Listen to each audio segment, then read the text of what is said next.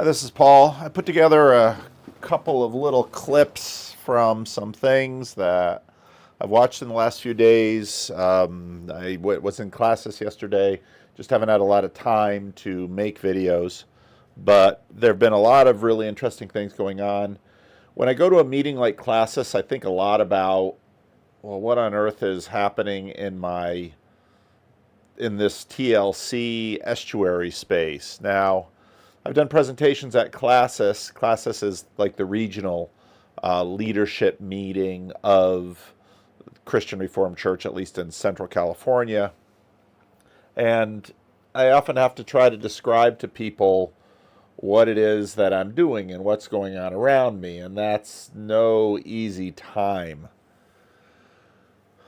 There have also been many ways in which this little corner is church-like. Now, it's very different from church in that church happens with walls around it. Churches have membership roles. Churches have discipline.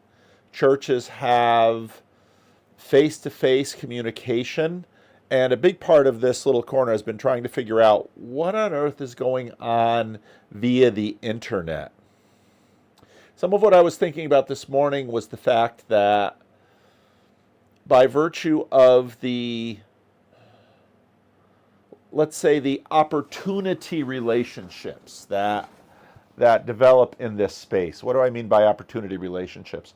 If you're working in an office or living in a dorm, the opportunity relationships you have are with meetings, with incidentals, with going back and forth. If you're living in a town, the opportunity encounters and relationships are bumping into each other and having little conversations. If you're in a church that most of the people commute to, you have very little opportunity relationships. The mega church comes to mind. Now, I don't want to just dump on mega churches. James Wellman, with his book High on God, made really good arguments about some of the things that mega churches can do and some of the ways they're succeeding, and for that reason, some of why megachurches have such a large influence in the United States today, and why so many American Christians attend megachurches. Yet, one of the things that's happening, I mentioned before, I went to a funeral a number of weeks ago, and I know that this family attended a megachurch. They didn't attend Living Stones, but for many years they attended small groups at Living Stones. And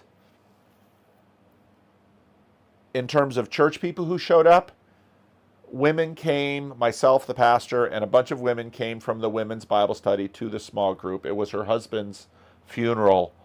Hardly anyone was there from any of the mega churches they ever attended. So then you have the question, are mega churches churches? And what is a church? And what are mega churches? And I don't want to dismiss them. And when I go to classes, I'm there sort of in the midst of this trying to figure out, well, what's going on with this?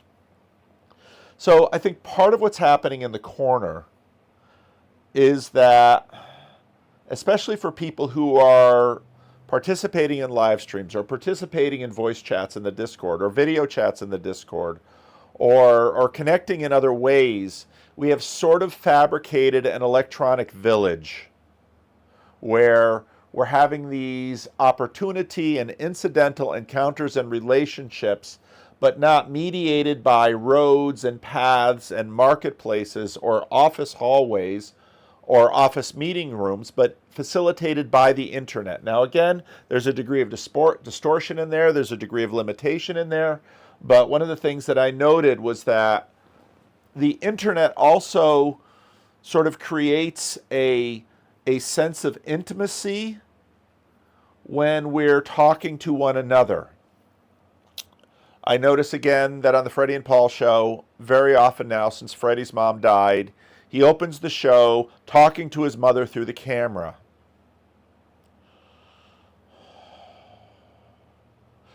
This is so strange, but it's so real. When the internet first started, when most of sort of the internet community was sort of being carried by text, of people typing in text rooms,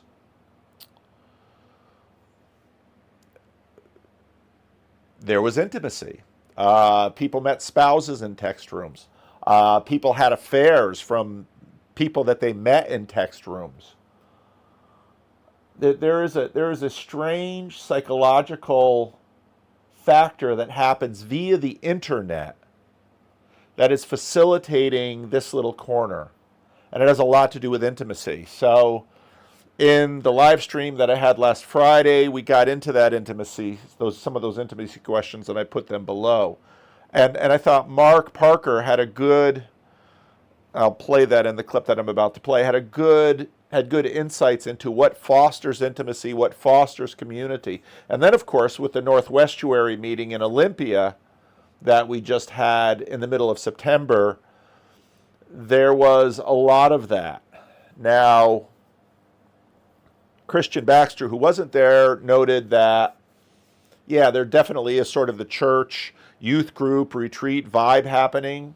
And of course, as a pastor, that's not unusual to me. Churches intentionally use retreat settings in order to basically, let's say, a leadership retreat to get your leadership into a place where they can make a consequential decision. Small churches use it to sort of bind teams so that they can work together better. Offices do the same thing.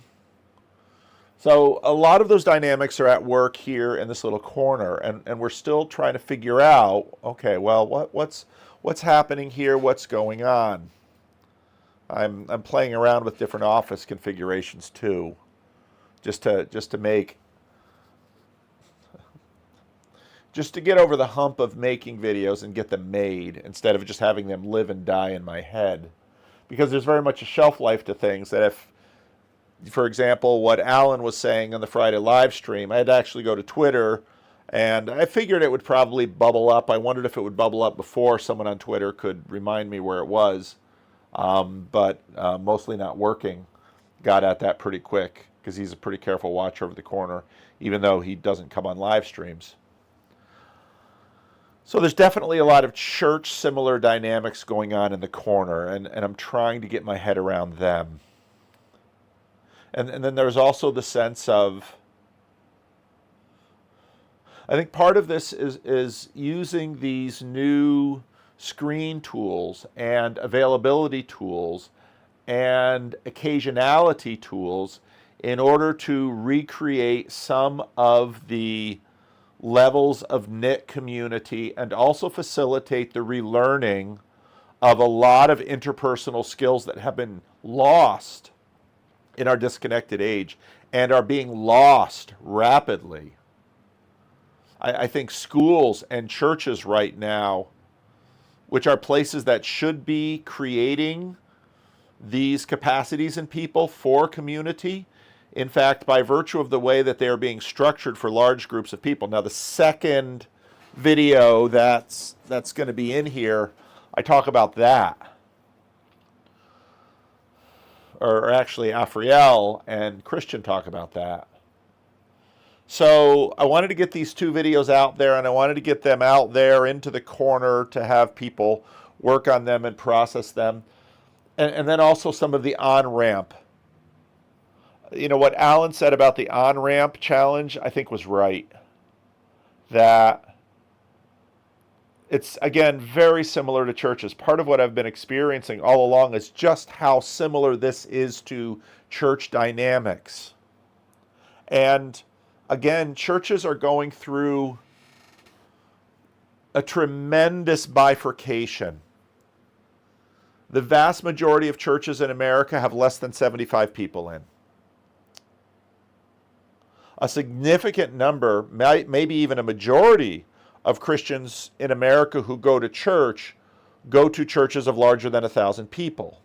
And even the way churches count, I could do a whole video on how churches count, because it's super difficult. Who is in and who is out of a church? How do you know? What is the leadership structure like? Why do people go there? What are people getting out of it? Willow Creek, who sort of helped revolutionize the church during the seeker movement, did an in-depth study, the Reveal study, to try to get a handle on this. And I think they learned a lot. But just studying one church is not sufficient to learn the dynamics of all of it. And even the line, I love this little portion where Christian and Afriel start talking about heretics, because that's a big part of it too, and that's been a big part of this corner.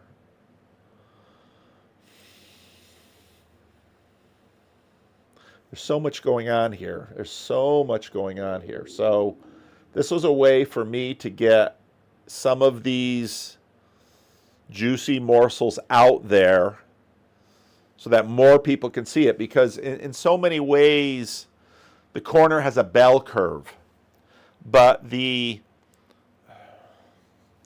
fat portion of the corner is not the corner that you're seeing on these screens in the Hollywood squares. It's not even the corner that's showing up in retreats and conferences.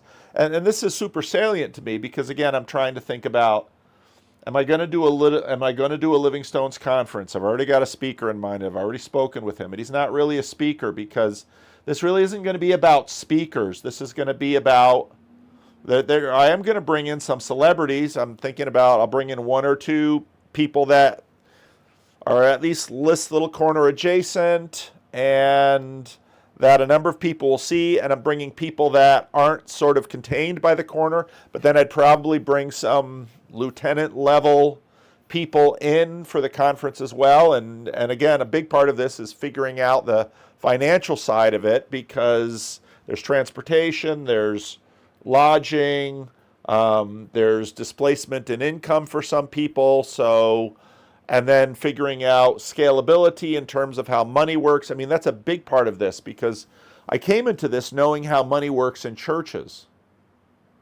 And this is different, but it isn't. So all of this change is going on. And yeah, so again, just a little video. I'm going to add a couple of clips. I'll put the links to the original videos where the clips are from. And I posted that video just because I had no idea what to think about that Join the Resistance, Rescue the Republic event in Washington, D.C. And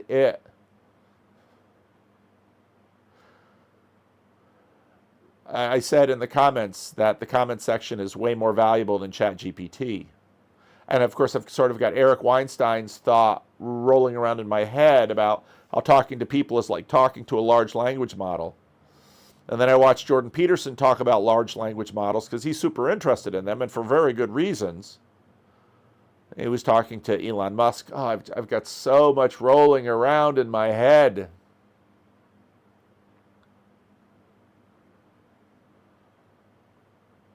But I still think it's super important. And I'm learning. And I'm helping you learn.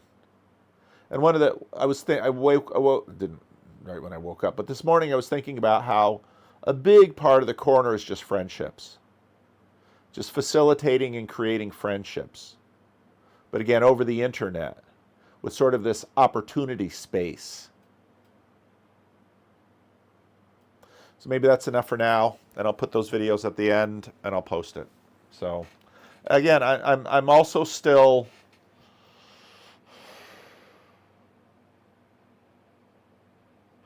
trying to figure out how I use my YouTube channel, because I don't use it. I don't have the sense that I use it like others, and I have a sense that what we're doing in the corner is also changing and exploring and innovating how YouTube is used and how social media is used to do things that no one could have imagined they could be used for. And of course, for me, all of those things are sort of church-like, church-adjacent, kingdom of God-ish, all of those kinds of things. So again, different setup. Just give me feedback on what you think. Intimacy in marriage is probably defined best by availability plus time. Or maybe that's just a little formula. It is, and it's not chasing after quality moments or It's the mundane and quality. It's everything and all of it. And it builds. Um, so you just don't talk. In fact, learning at the very beginning, all we did was talk. We talked, we talked, we talked, we talked. And then suddenly I noticed, oh, we're in the same room together and she's doing something completely different, but that's part of the formula. That's the intimate moment too. In a church setting, I think, and I'm only beginning to understand this, and partly through Paul, was it's the aggregation of 1,000 hours together, sitting, sometimes praying, just sitting, talking about the weather, talking about my sick cousin, talking about my broke down car, the annoying coyotes that are killing my pets or whatever. I mean, it's just thousands of it. It's coming together. And if you break it, this is the problem with the church shopping. And I only discovered it in late age. The problem with church shopping is you break that cycle of intimacy and you have to start all over again. And you do that again and again. What you end up a kind of like a spiritual tramp. I do want to You've had talk a about this thousand more. different little relationships with 1,000 different guys, and you're kind of like, you're looking for the So moment, looking for the magic. Sorry, Neil. Go. Are you getting me? I think Paul's shaking yeah, his yeah, head. no, I'm gonna run, but I want to talk about this more. But the Matthew Pajot stuck place, because when you either have an ability to change your arena, or you have the ability to stay in the arena and allow the arena to change you. And I think over the last 80 years or so, we've been doing a lot of the former and not enough of the latter. We like when you're stuck, I'm going to change the arena rather than allow the agent to be the one that's transformed. And but here's the kicker that I figured this out. Well, I'm not the only one to figure this out. The agent is always being transformed because we have this thing called time and we have this thing called death. The agent is always transformed. And so we're stuck with the agent transformation whether we like it or not. And all that's up to us is uh, the type and how the agent is transformed. So anyway, Thank you, gotta Neil. run. But thank you all. Love you guys. What do you And think, Paul? no, that's right. And it's not just 10,000 hours. I mean, that's again that'll it's also the potluck, and it's the okay, the church needs a new roof. We need to raise a lot of money, and it's going to be hard, and so everyone's going to have to dig deep. That's when you know, that's when you look around and you know who you can trust, who's really here when, you know, when the basket gets passed. And in fact, there's all of these little things. So that's very true. But also there's intimacy. Intimacy is also has the dynamic of reciprocal opening, which is you gain a certain level of intimacy, but you realize that you want more, and or maybe you don't, and so then you go deeper and deeper. And the difficulty, the difficulty in something like marriage is there. Most of us don't know the bottom to that, Right. and and then also, and it's also the deeper you go, the more fragile it is. And so in something like Peterson Academy, okay, you have watch parties, but and you might have a good experience. And again, I think part of what's happening in, let's say, the relationship between TLC and Estuary is that they're feeding on each other. They're feeding from each other. Where we've done these. I mean,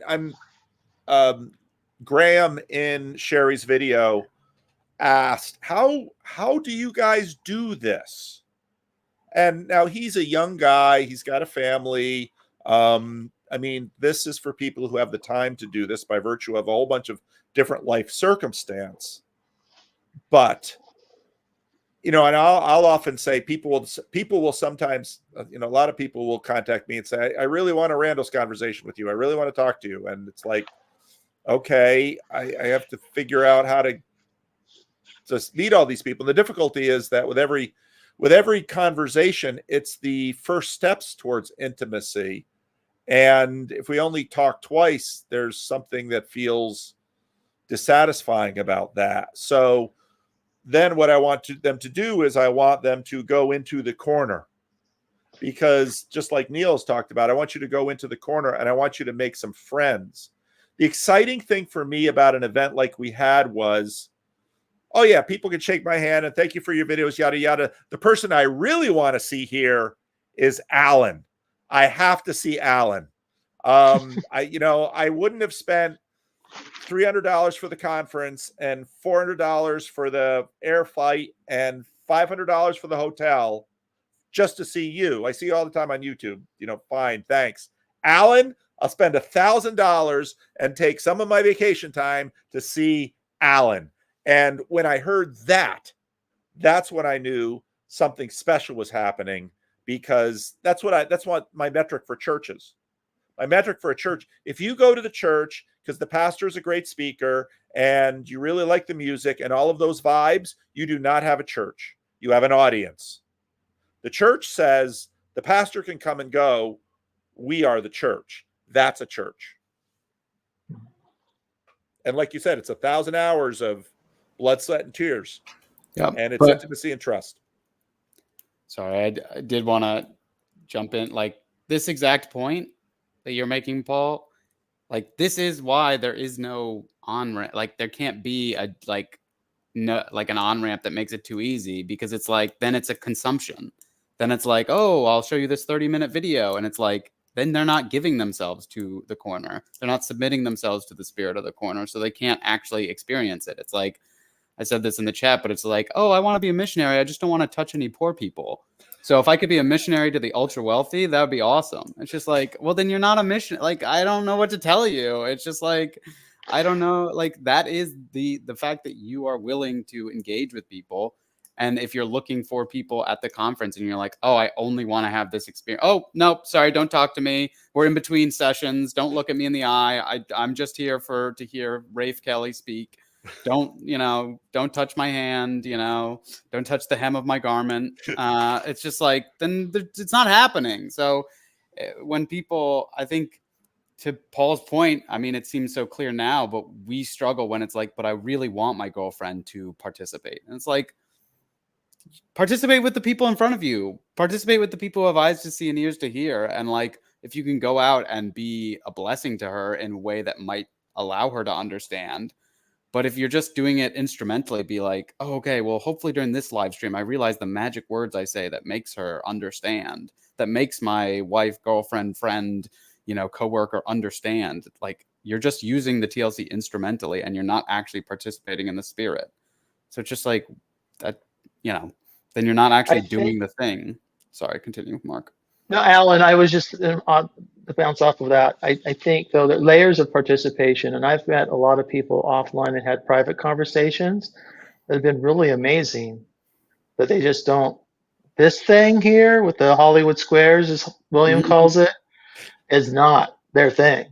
And then the audio only format, I've gotten some positive response to that saying, I maybe can do that. Check back with me.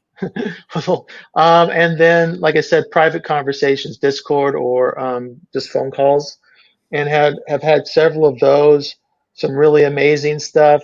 A couple repeats so we're growing a little bit together. And I think jumping onto the next level responsibility, where now you've got to be prepared to get reached out to. And that was when I first had that experience, that was a little bit this is new. Somebody wants my phone number. Am I prepared to do this? In for a penny, in for a pound. And you start to jump in. So yeah, there's layers, but I think the most visible layer, you guys here, it's like, I feel like Okay, you're going to be asked to pony up a little more, and that's good. A lot of people that I wish could have been there, but understand that it's just how it goes sometimes.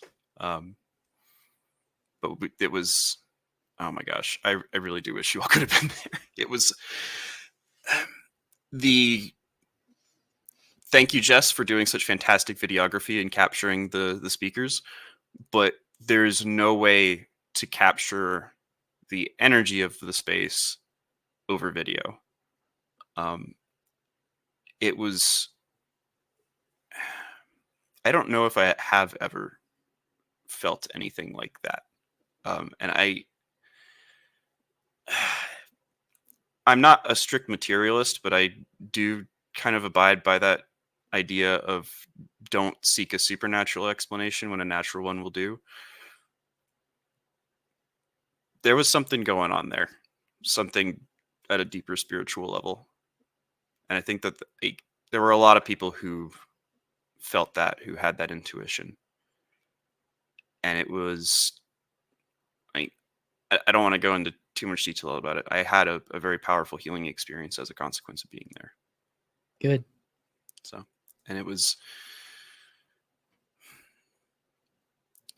I think Paul also hit it on the head with, it wasn't a conference where everyone was there to talk to the speakers. It wasn't a conference where everyone was there to focus their attention up the hierarchy to whoever was at the top of it. It was a conference where everyone was there to be with one another in community. And it was so much fun because anytime that there was a break, like I would go and I would like use the bathroom, get a cup of water, whatever. And I would come back out and be like, okay, who am I going to go talk to now? And I would just look around and I would like, first person that I was like, oh, I haven't talked to them yet, or I haven't talked to them since like yesterday, the day before. So I'm going to go and I'm going to talk to them.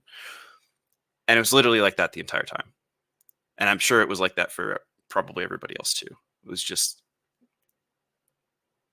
a giant jamboree for everyone coming together in community. Like it was such an incredible time. That's awesome. Mm-hmm. Yeah, I do wish I had been able to go. And I know they're planning another, like Chad and Paul and Neil are trying to get, maybe Sam too, trying to get one going in Chicago, or around Chicago. But so you had this really powerful experience as a direct result of stumbling into a digital space, and that then a digital and virtual space, and that transcended into physically embodied experience that was not just, again, like about, a platform, but it was about the people there. And again, like I think the number was hitting somewhere around 80, I think, close to 80. And you're not like, I think that is the magic, because 120, 150 is Dunbar, and you hit that, and now like everyone past that has to start another group. Like, I mean, because those are the questions. Like that's how I really think about that. I think that is the magic, and I think that's the anti.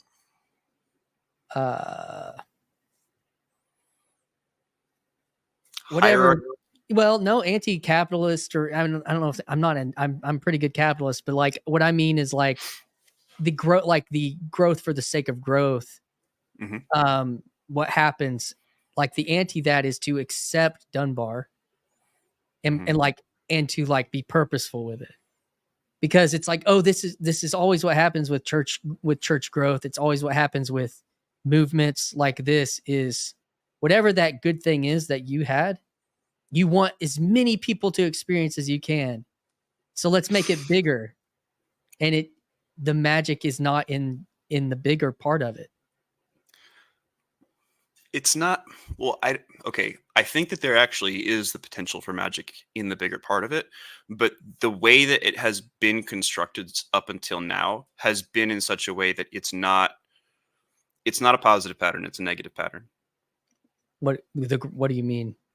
So up until now, whenever you get something bigger and bigger and bigger, the way that has been done is by just expanding the base, all pointing up to the same broadcaster. Okay. And so I have a single broadcaster who is broadcasting to all of these people. And I'm now getting the feeding from all of that,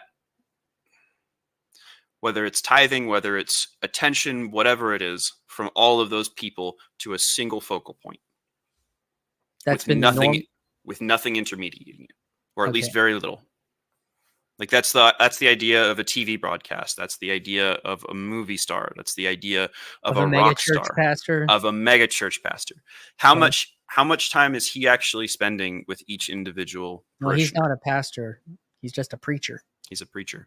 And how many, like, you're going to have potentially small groups, but how many of the people who are going to that mega church are just going to hear that preacher speak and then not really engaging, or even if they are engaging in groups as part of the church, what's the actual depth that they're achieving with the relations that they're having with those other people? Yeah. And part of the whatever the magic of estuary is the magic of heresy. Because well, the magic of being allowed to be a heretic without being immediately excommunicated, because it's so easy to accidentally be a heretic. It's so easy to accidentally say something that is taboo that you had no idea was taboo. Yeah, but it's also another thing to do it purposefully. That's true. Because you believe it, but you may not be in a space it fits. Mm-hmm. And so I think what I mean when you're kind of pointing towards like evangelical small groupism, mm-hmm. like, and then you're contrasting that with a level of relational depth, and like, you know, and I have family and friends that have had, and myself, that have had really wonderful experiences with dealing with super deep pain. Mm-hmm. You know, I would say that's the powerful magic that I see be good, is dealing with certain parts of pain can be through groups like that. Mm-hmm. I would say that the difference, even though I think it sounds like you had some healing related to something that was painful, but like the difference being, it's not really the space though for like idea exploration. Mm-hmm.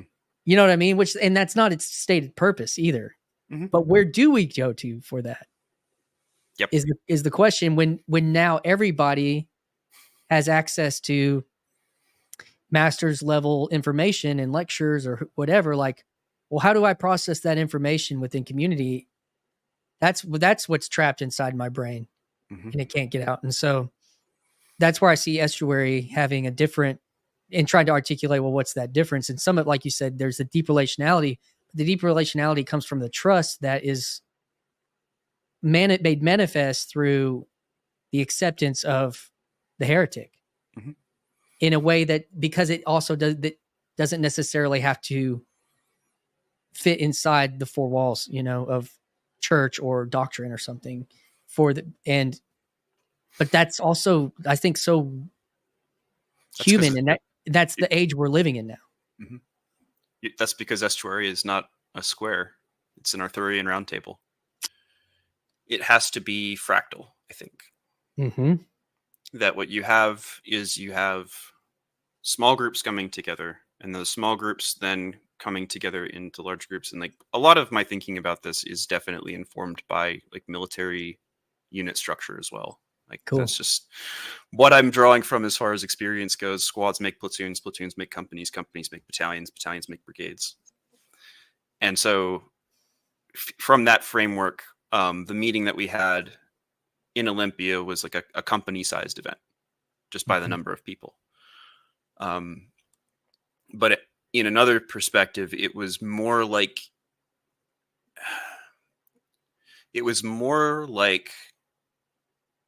a meeting of like higher level people in a lot of ways for a whole battalion. Like if all of the command and staff got together, as you would say in that, like all of the company commanders, all the platoon leaders, and like, I'm not trying to say, oh, we're making Vanderclay's army, everybody. Like, well, don't come after us, Ministry of Magic. Listen, good Lord. He's the one that called Chad and Grim lieutenants, man. Did he actually? Yeah, like back in the early spring. Oh, that's great. I missed that. But yeah, And General Graham Grizz. Well, that's self-described, but he's got some learning to do. Tried using some basic army terminology with him, and he had no idea what I was talking about, and I had to explain it. Like, it's fine if you want to be the general, but if you want to be a general, then you're gonna have to learn some stuff, friend. Like, That's funny.